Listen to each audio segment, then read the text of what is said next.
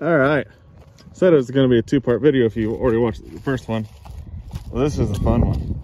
Check out all that bee food. This is all, look at all this henbit. And this is what I really like to see, hairy vetch. And all the vetch that's out here is volunteer to boot. So, I just want to grab the shovel real quick, take a look, bear with me, see how dry we are.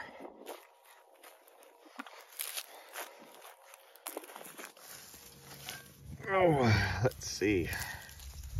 Well, we still got a little moisture down deep, but the top is definitely getting dry.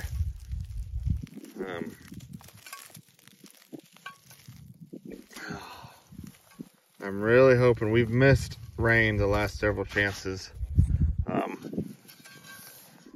We just been the way it is. And if we don't get a rain, I'll look pretty stupid for not go ahead and getting this sprayed out sooner. But if we get just one decent rain, that's all we need, is just one decent rain. This will look pretty darn good. Let's take another spot. Maybe. So, the old saying of, I mean, cover crops do use moisture, even if they're feral cover crops. But the one thing that they are doing is they are putting carbon.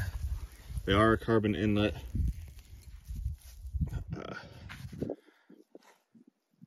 We are getting carbon into the soil, into our system, feeding our microbiology.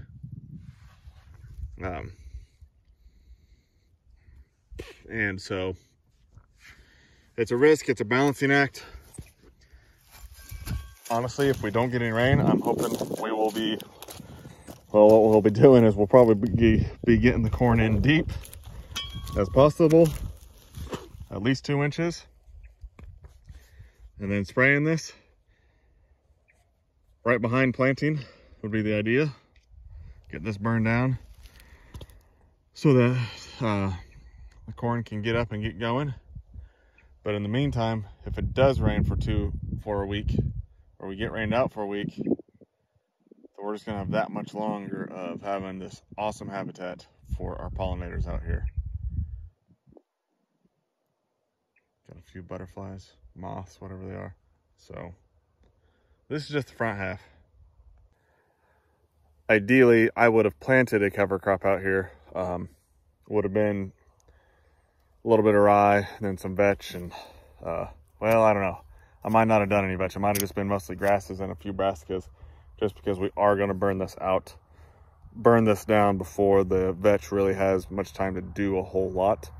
It's been doing something. I know it has some nodules on it. I dug them up before they even got this big, and they did have some nodulation on them. But vetch is not cheap, and so it's hard to spend too much money on seed if you're not really letting it at least even come close to doing what it's capable of. Maybe like you would do like a pound of vetch, but it would definitely not be a vetch heavy mix.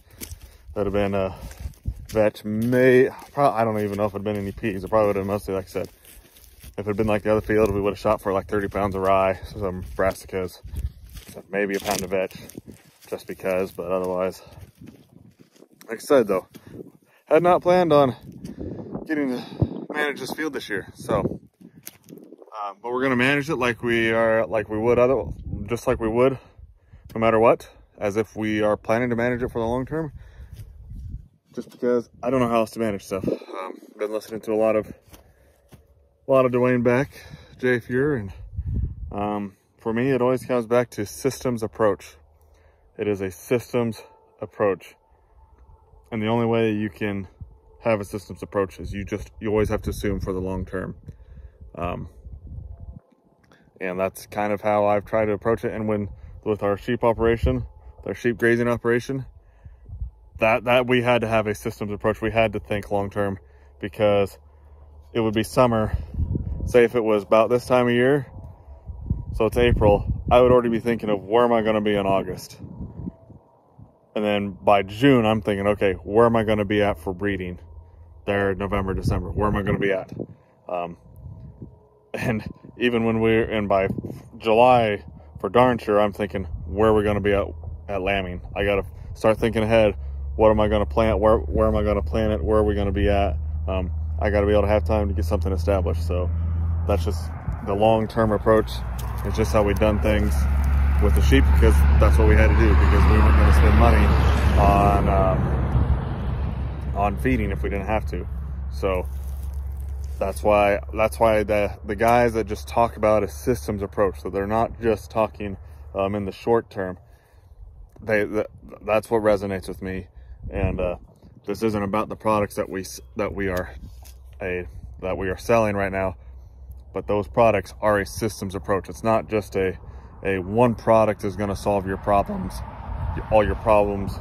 It's a system of products. It's a system of nutrients, macro and micro, highly available, highly plant available, putting it in the furrow or as close to the furrow as possible where the roots can get access to it, and then coming back and foliar applying it to where the plant can readily absorb it. It's in a readily available form.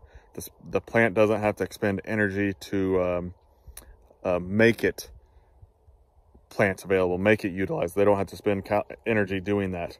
So like I said, it all comes back to systems. Almost all of my mentors, the guys that I talk to all the time on a regular basis, that's how they approach it. It's a systems approach. It's not just a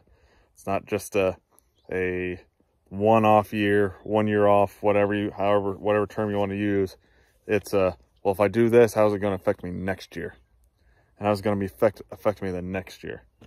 So didn't really mean to go on a rant quite like that, but you know, like I said, it's been a while, so I kind of apologize for that, but I definitely appreciate you guys for sticking around and subscribing to the channel, whatever this is on, whether it's on TikTok, YouTube, either one, and for all your support over the last couple of years. And like I said, things are getting busy. I'm enjoying the daylight, the extended days, and the weather's trying to be nice anyways. So thank God for that. Let's just hope that we get some rain, and I hope everyone watching this, if you're in need of moisture, I hope you get some. And if you're not in need of moisture, send it to us that need it. So thanks for watching, guys. As always, we'll see you next time.